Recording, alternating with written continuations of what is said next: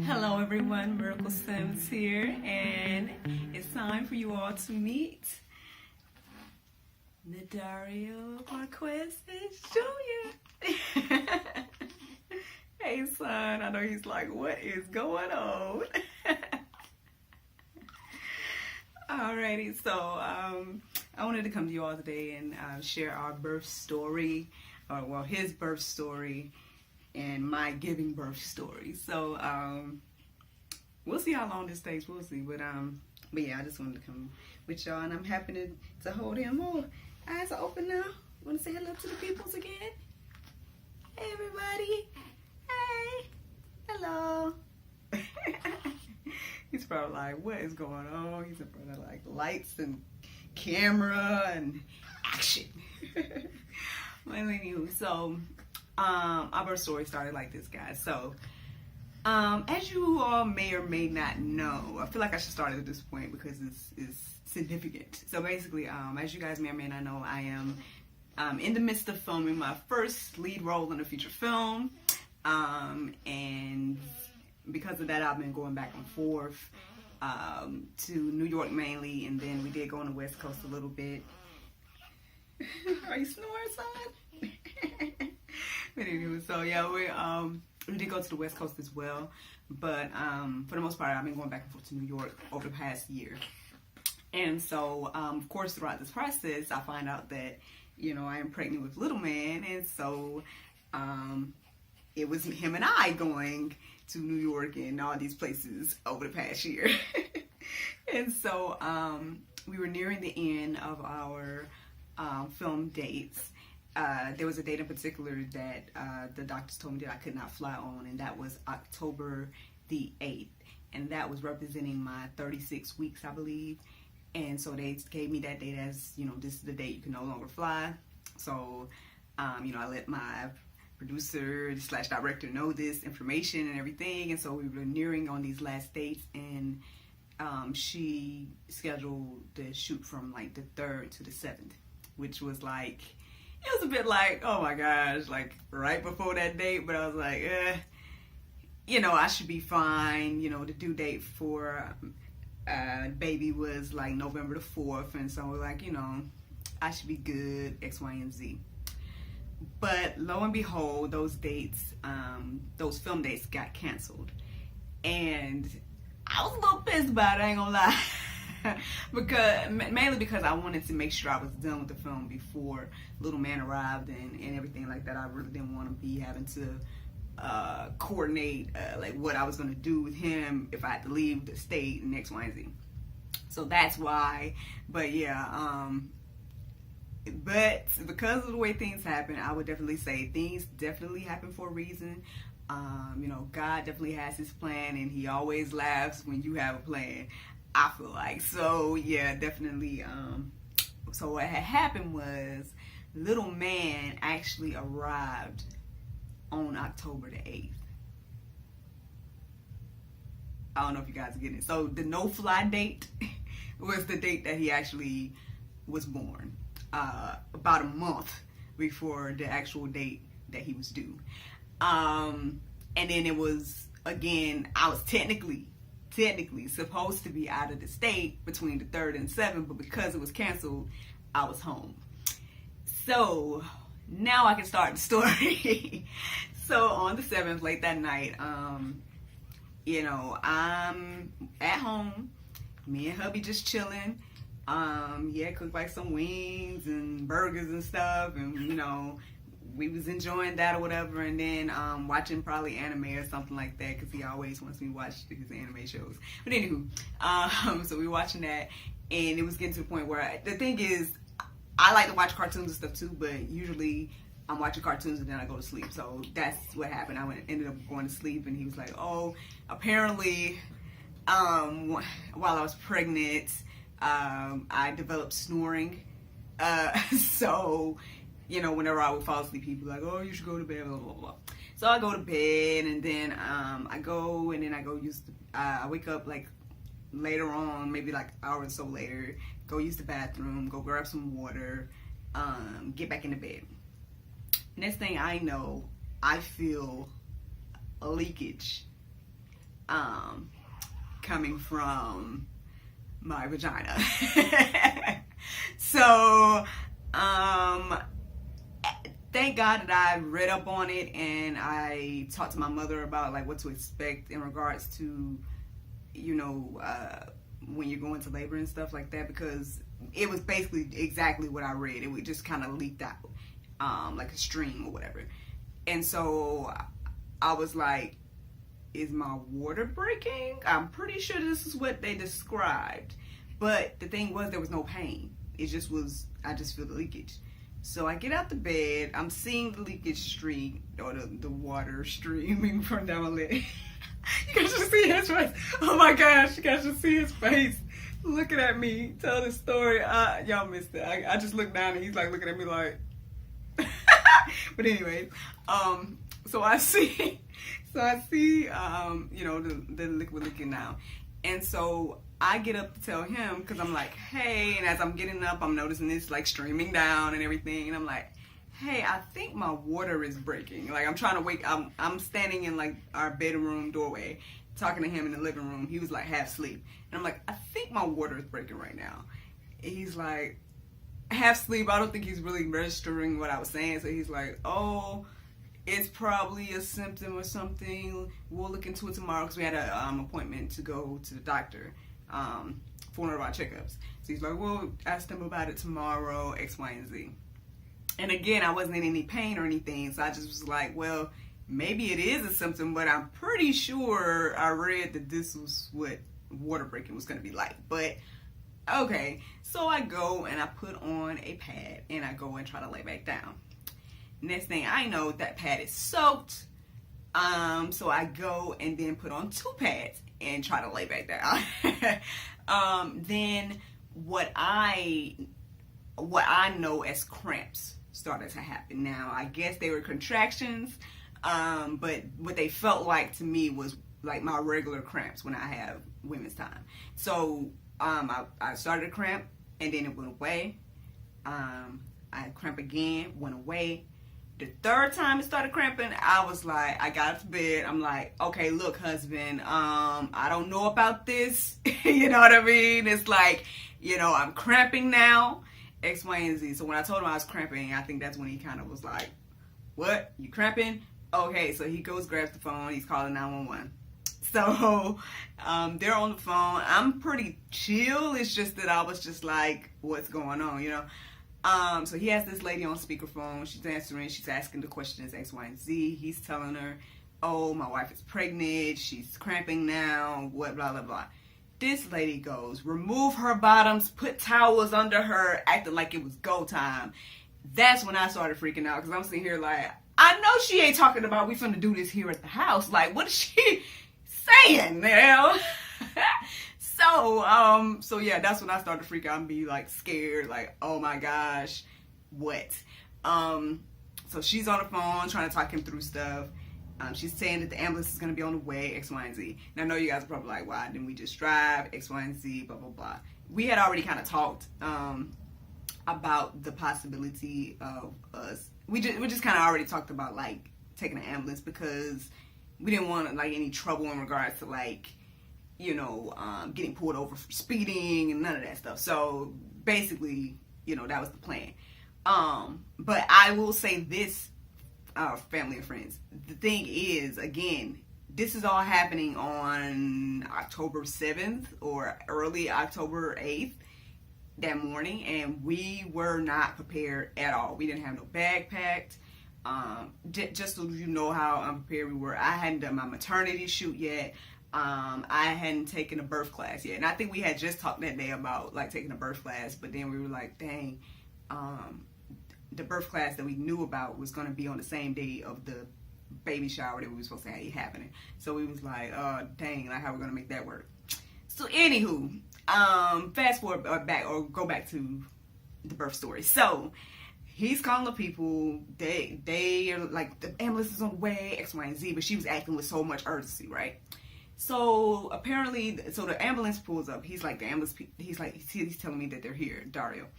And so I'm like, okay, you know, X, Y, and Z. I'm on the bed, you know, in the position that she tells me to be in and all that stuff.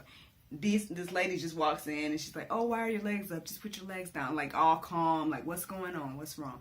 He's telling her what's going on. Okay, X, Y, and Z. She's asking questions, acting nonchalant, like not as urgent as the woman that was on the phone. So eventually then she's like, how long has this been happening, X, Y, and Z? He's answering questions and she's like, oh, well, okay, let's go. So they start to take me to the ambulance. Now, here's the thing about that. So hubby goes and gets in the car. I was expecting him to get in the ambulance with me, but at the same time, I understand it makes sense for him to go ahead and get in the car, so then we would have a car. So I get it, but at the same time, you know, all I know is that, like, I'm in these pains now. I'm getting in an ambulance, and he's going elsewhere. And so also, you know how in like every show or every like movie you see someone and they're on the ambulance on the bed and somebody's like right next to them? Not for me. The lady was like sitting behind me, and of course the guy that was driving, he was driving, and then I'm just there by myself on this bed. And so and then, you know, these pains are hitting and everything like that, these cramps. Okay, that's what I'm going to call them because that's what they felt like to me. But anyway, so the cramps kept hitting or whatever. And so every time the cramps would hit, the lady would be like, just breathe, just breathe. And so, and she's like, just focus on breathing and breathe deep, blah, blah, blah. That's all she would say. And then she would just be asking me like all the questions in the world, like name, your address, da da da da da da. She's named, you know, all the questions. And so anytime I'm getting the pain, I'm just trying to focus on breathing. I've been focusing on breathing, and she, again, this is the only time she's talking to me. Questions, and then breathe, just breathe, blah blah blah. So we chose a hospital that was relatively close because that was my main thing. I was like, I want to be as close as possible, and I know that it was like minutes between this hospital and like the main hospital that people know about in Atlanta, which is Grady. But I chose the Cab Medical because it was closer to us by a few minutes. And also because of like, I didn't really want to deal with being on 20 or any of that stuff that had anything to do with going downtown Atlanta, you know, in my mind. So the Cab Medical is where we went, and, you know, I'm thankful for that decision. But anywho, so we were going there. It didn't take too long to get there. When they got there, they're wheeling me out. And do you know what this lady says to me? She's talking about she says, as they're wheeling me out and wheeling me into the hospital, oh, it's going to get worse from here.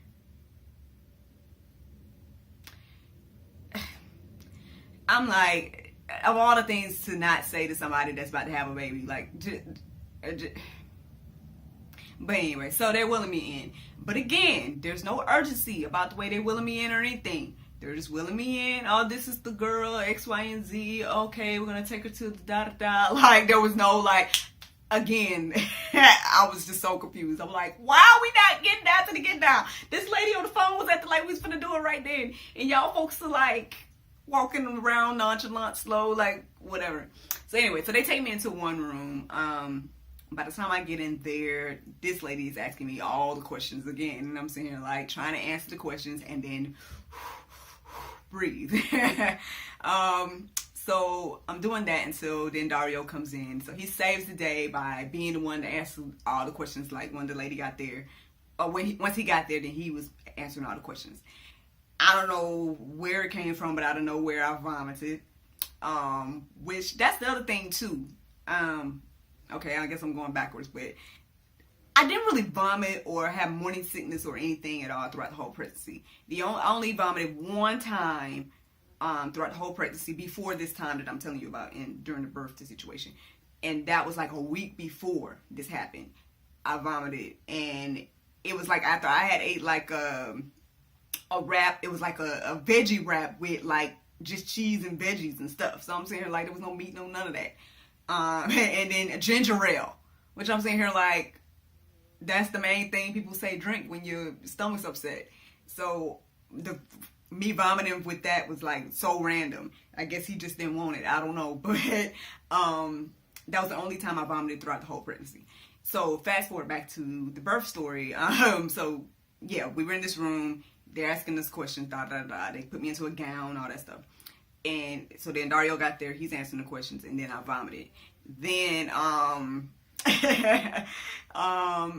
then they got ready to transfer me to another room, I guess, like the birth room. So in that room, there was like 2 main nurses, and then like a lady that was, it seemed like she was auditing the situation. So all 3 of them were lovely, though. All of them, 3 of them was so helpful, talking me through everything, just great. For a while it was just me and Dario, but then Dario's mother arrived, which is my mother-in-law. So she, Mama Burnett, she got there. She was like a cheerleader slash, I think she was trying to be like the positivity slash jokester person. But again, I think at that time, all I could think again the whole time was, when I get the pains or when I get the contractions, breathe. And that's all I could think. Like, that's it. Like, there's nothing else that I could think about throughout the process. It's like, okay, pain is hitting. I need to focus on breathing. Make sure I'm breathing. That's it. And so she came in, you know, being jokester. She encouraged Dario to get some footage of me, because she knows I usually would do, like, the vlogs and stuff like that. So she's, like, encouraging me to get some footage of me going through the stuff. So I put some so you guys can see. You know, she's asking me questions and all that stuff, but I'm just like, again, there was no like joking around for me. There was no like nothing really. It just focusing on breathing, and then like thinking about like what was about to happen. But like, again, I just focused on breathing and staying in that moment. So anyway, so then my mother and my sister arrived, and so when Mom got there, you know, I just was like, as soon as she came in, I'm like, Mom, pray, you know. So she comes over and prays. My sister was there, so it was like, when those 3 were there, it was like Dario kind of got pushed to the side, and then they were like giving me massages in different areas and just talking to me and, you know, all that stuff. And anytime the contractions or whatever come, I would squeeze and, you know, breathe, and then they just would, you know, do their thing. And so yeah, we pretty much did that the entire time up until the point where I got the epidural. Before I got it, they, you know, kind of talked to me about, you know, what we had to do, and like, they're like, you know, you got to be very still, all those things. So I'm trying to stay focused on that, because, you know, I did hear some things about when you get the epidural, you know, it's kind of a risky thing, X, Y, and Z. So at the same time, I knew I was feeling these pains still as well, these contractions. So once I got the information about, like, okay, you know, basically when you get epidural, you don't need to move, even when you get the pains and stuff, I just was trying to focus on that. So I think that was me and Dario's moment, because nobody could be in the room but us when we did that. So he, you know, kind of held, you know, my hand and everything like that, and we got the epidural, which didn't seem that bad to me. I don't know if it's because I was just so focused on staying still. I don't know if I was going so focused on breathing, but it seemed to go by relatively quick. So we did that, got the epidural. I would say thank God for the epidural, people. You know, listen, I wasn't going to play none of them games about whether I was going to do it or not, or have it or not. The whole time, like, I was open. I was one that was open to a C-section, just because I was like, look, I need all the help that I can get. But at the same time, I was already kind of wrapped my mind around the fact that, okay, I'm probably not going to get a C-section, because the way the doctors were telling me, anytime that I made jokes about that, or anytime I said that throughout the process of the postnatal care, they were basically kind of letting me know that they wouldn't really do that unless it needed to be done. So because of that, I was wrapping my head around having a vaginal birth and all that stuff. So lo and behold, so back to the story. So yeah, I got the epidural. For a while, it was like I was still kind of feeling things. So I know they were like, when they were checking me and checking, like, I guess my cervix and stuff like that, it's like I still felt it. So I was kind of like worried a little bit, because I was like, oh, I feel you touching me here. You know what I mean? Or whatever. So I was like, oh, Lord, do you still feel? I was like, do you still feel things? But eventually, next thing I knew, like, I knew my legs and stuff was there, but it just felt like nothingness. I soon I felt nothing in my lower half. And I think by then it was go time. And they were like, oh, you're having a contraction right now. And I'm like, oh, I am? Oh, okay, well, because of the epidural, I didn't feel it. Thank God. And X, Y, and Z. So then they say it's go time. So then mom's in, the two mothers are in, and Dario's there. And then they say, and of course the nurses and the doctor, which I didn't recognize. So I guess the thing was, I thought that the people that we were dealing with in the postnatal situation, I thought like one of those doctors were going to be the doctor. But it wasn't like that. So, but it's cool. The doctor that was there was cool and he was fine and I didn't have a problem with him. But I'm just saying, like, I thought that it would have been one of those people that we were dealing with. But anyway, so glad for the epidural, because what I found out afterwards, and I'll tell you guys, what I found out afterwards, so thankful. But anywho, so all I know is like it was go time, and then everyone's telling me to push. And they're like, oh, push as if you're taking a poop. That's what they say. The thing is, I was trying to push, but because of the epidural, I didn't feel anything. So I didn't know if I was pushing or not, but I was trying my best to push. So apparently, I'm looking at people's faces and I'm seeing concern in their faces. So I'm getting kind of concerned a little bit. But from what I'm understanding, it seemed like maybe they could see the crown of his head. But that was it, and they were trying to encourage me to push more, and I was trying to do that, but again, with me not being able to feel what I was doing, but anyway, so I'm trying. So next thing I know, apparently, little man head come out, and I see the excitement around. But there was a couple of things. The first thing that happened that I wasn't really expecting, or and I say didn't want to happen, but I was imagining something different that was going to happen, was, okay, so when his head came out, apparently the umbilical cord was around his neck. So they had to go ahead and cut it.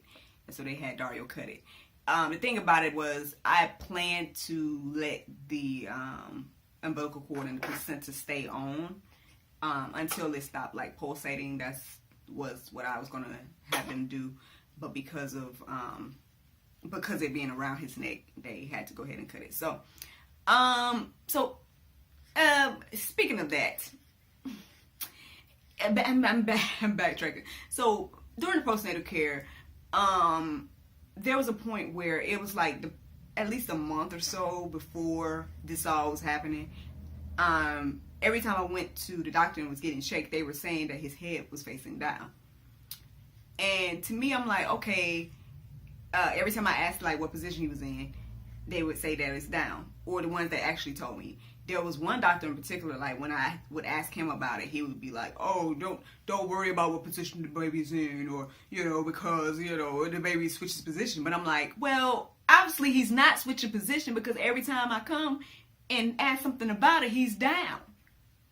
And then, lo and behold, when he's born, oh, I know, baby, I know, I'm sorry, I'm not upset, I'm good. But I'm sitting here like, how you gonna sit here and tell me that, oh, don't be concerned about it? And I'm sitting here like, he moves around, and I'm like, well, obviously he's not moving every time, he's down every time I come here and ask somebody. And then, lo and behold, the umbilical cord is around his neck when he's born. And it's like, I don't know, to me, I'm just like, hey, see, I knew something was going on. But anyways, so then he's born. So the other thing that happened that I wasn't expecting to happen was for them to take him. So basically what I was expecting was that when he came out, that they would give him to me and it would be like a chest-to-chest moment. But instead, they kind of took him to the side and was doing the whole cleaning and I guess checking him and stuff like that. Which I get it. I guess this is because he was a preemie and all of that. But I think, I guess I was looking forward to that moment. So that's when I shed some tears. I don't know if it was just because of not getting that moment. Because it was like everybody else was having a moment with him for me. And I was like, he's over there and whatever. But I should get my mom to chime in, because my mom has a very interesting take on like her version of what happened, or her point of view of what happened. like when his head first came out. Apparently, like his head was out, and that's it at one point. And they said that, like, apparently he was looking around, like very like observing, looking around. As soon as they said, like, his head popped out and he was looking around. So that was hilarious. And I'm sitting here like, oh my gosh, Mom. She would tell that story while we was in the hospital, and I'm sitting here in pain, trying not to laugh, but it was hilarious. So yeah. Because I'm just imagining, like, I know his little face and I know his little eyes, he'd be looking around and like just so big or whatever, so I'm just imagining anyway. So that's one thing. And then she says that, like, when they put him to the side, and like I say, everybody else was having these moments with him, they were going over like hi and talking to him and stuff like that, but she said that, like, he kind of was looking and it seemed like he was looking at me, and then that's when he kind of like was like, oh, or something. I don't know. I mean, maybe he was. Maybe we still had a moment or something. I don't know. But I wasn't over there, so I couldn't see. But anyway, so yeah, we did have the chest scan moment. It was like they wanted to go ahead and put him directly on the breast. One of the nurses, it seemed like he knew exactly what to do too, because as soon as they put him on the breast, boom, he started to, you know, suck and stuff. And I'm like, yo, I thought sometimes they say that babies don't. You gotta teach them, but apparently not this one. So yeah, but after that moment, then it's like they had to take him away and they took him to the NICU. I'll put the whole name so you guys can know what NICU means. But yeah, yeah, they had to take him to the NICU. So that was the other thing too. He was supposed to, the way that the Cat Medical does is they usually leave the baby in the room with the parents, but unfortunately, because he was, you know, of course, preemie and all that stuff, and they wanted to make sure his temperature and all of that they had to keep him in the NICU and everything like that. So the whole time that we were at the hospital, that's where he was. The rest of my experience was relatively good. I mean, you know, the nurses and stuff, they took care of me. They kept me fed. You know, once my feeling came back in my legs and stuff, I was able to be moved to my room. One of the surprising things is, like, my mom ended up staying with me and my husband Dario stayed with us in the hotel. I mean, not the hotel, the hospital, the whole time, and nursing me back to health, better than any nurse, I would say, just because, like, and I wasn't expecting her to stay, but I wasn't expecting that. I didn't know that she was going to do that, but it was definitely appreciated, because she is probably the reason I'm able to walk around and do the stuff that I'm doing now, because, like, she was there to, like, put the creams and stuff on my wounds and all that stuff. So with that being said, oh yeah, so apparently I had to be cut.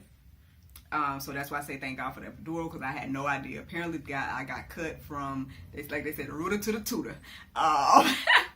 Apparently I got cut, like, from my vagina to my rectum.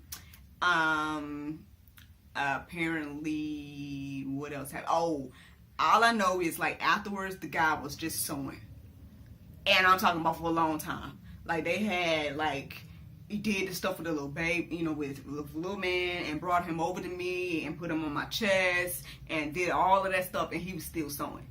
So yeah, I know my mom, she said she asked him, like, how many stitches or whatever, and I guess he didn't even know how many stitches he gave me.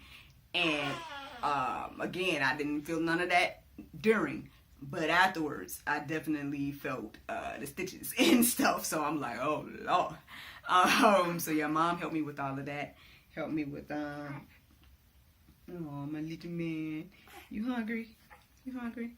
So yeah, mom helped me with you know, the stitches and putting the creams on and changing my diaper. and all of that, like changing the pads, and so thank God for my mom, you know, just being, she's always been a wonderful example of a mother, and I hope that I can be, you know, that to little man, at least if I can be half of that for him, you know, I feel like I'll be a good mom for him. But yeah, that's basically the birth story. So I would say that thus far, so my little man is a month and a few days now, and I would say that thus far the hardest thing for me has been the recovery aspect. Even though By the time I came home, I was able to walk around and stuff like that. But then, like, the transitions would be hard for me, like getting up and sitting down. Those would be like the hard things to do. But then, like, once I was sitting down, I was good. Or once I was walking around, I was fine. But then it's like, oh yeah, I'm reminded that this thing just happened. So yeah, that. But yeah, the whole taking care of him thing has been pretty fine, pretty relatively easy. I mean, it's basically, you know, the changing of the diaper, the feeding, and the letting him sleep and do it all over again in a few hours is basically how that's been. So yeah, I would just say the recovery aspect would probably have been the hardest thing for me, because I guess I'm just used to being healthy or something. Maybe that's what it is. I don't know, but yeah, just it's like for the most part I'm fine until I'm not fine. Then I'm like, oh yeah, I did just give birth a few weeks ago, or oh, like I need to pop a pill right now because I feel the pains of X, Y, and Z. But right now I've been feeling fine. I still, you know, pop a pill every now and then, but for the most part, I've been good. He's been good, and that's what it was like giving birth for the first time for me. My pregnancy was smooth. I really didn't have any issues the entire time. Towards the end, I think they were just concerned because he was small, so we had to start going to more frequent appointments and stuff like that. But yeah, I would say that everything pretty much went relatively smooth. Like, yeah, towards the end, like my feet and stuff started to swell and that type of thing. But so that was probably like the worst thing at the end during the pregnancy. But like that was it. Like, you know, that and going to the bathroom every 5 minutes was probably the worst things about the pregnancy for me. I didn't really have weird cravings or anything. I just had specific cravings. I was like, you know, I want wings at 9 o'clock in the morning, you know, random stuff like that. But that's it. It wasn't really like, I guess that, you know, for somebody that it was my first time not knowing what to expect at all, it was definitely way smoother than I guess I would expect, or that people would say. Now I know that I know they say that different pregnancies are different each time, X, Y, and Z. That's how this first one was. Who knows when the next one's gonna be? I know it's already been jokes about it. You know, the way I feel, people, is that we gotta make sure this little man is good. And, you know, I'm thinking he gotta be like, well, like, out of diapers, he gotta be like 5 before I think about a sibling, in my humble opinion. You know, of course, if God wants something different, because again, we're not trying to make no plans and see, because we see what plans can do. But you know, of course, if God sees fit to do something different in my life, then okay. But from what I feel, the way I feel, you know, when it comes to a sibling, like, let's just make sure we good, you know, me, his dad, and him. Make sure we get him to the place where, you know, he needs to be and all of that, and we'll see about the siblings and whatnot. But I will say that I'm open. I will say, because of the way this first pregnancy went and everything like that, I could see myself doing it again, even in spite of the pain and in spite of the, like, recovery and whatnot. I could see a sibling happening. I'm not seeing it happening next year or nothing, because I just spent a whole year pregnant. Like, why would I want to spend a whole another year pregnant? That's a whole nother thing. But anywho, man, yeah, that's all. I just wanted to share the birth story. So I hope this video is not too super long. I don't have to cut it too bad. You got something to say, son? And you know, you getting the bottle right now. You just getting the bottle. Look at him. See, I get messy with it. I get messy.